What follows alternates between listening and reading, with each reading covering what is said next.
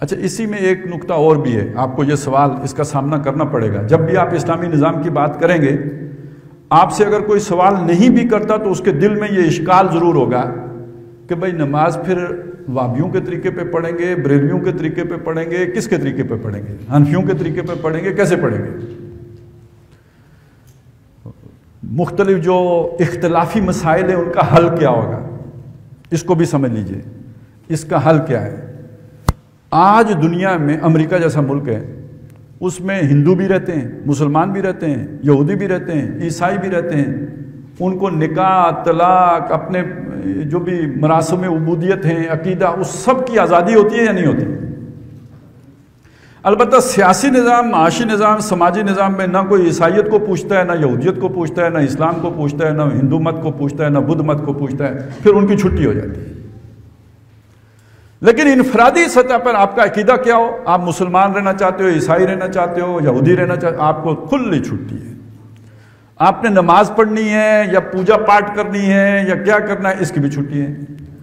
آپ نے نکاح کر کے میاں بیوی بننا ہے یا بغیر نکاح کے رہنا ہے یا پھیرے ڈلوانے ہیں یا چرچ جانا ہے، اس کی بھی آزادی ہے۔ ایسا ہی ہے نا دنیا میں۔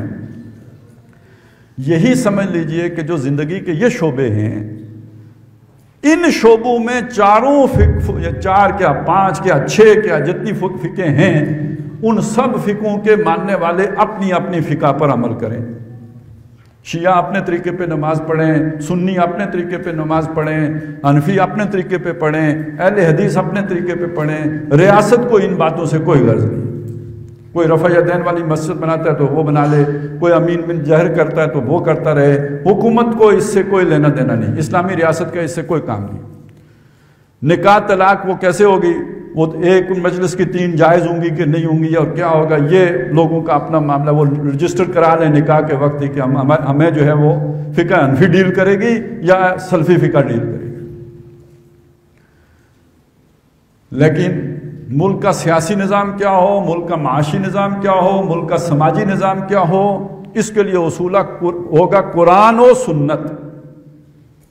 اس میں فقہ کی حیثیت ایک مثال کی تو ہو سکتی ہے، جی جیسے وہ عدالت میں ہوتا ہے نا کہ فلانی عدالت نے یہ فیصلہ کیا تھا، اس طرح امام ابو حنیفہ رحمۃ اللہ علیہ کی یہ رائے ہے، امام احمد بن حنبل کی یہ رائے ہے، لیکن یہ رائے جو ہے ایک مثال کے طور پر تو پیش کی جا سکتی ہے، اس کا ایک وزن بھی ہو سکتا ہے، لیکن یہ کسی کو قانون کے لیے یہ اس کی حیثیت جو ہے وہ جسے کہتے ہیں لازمی کی نہیں ہوئی، قرآن و سنت کے تابع ہے۔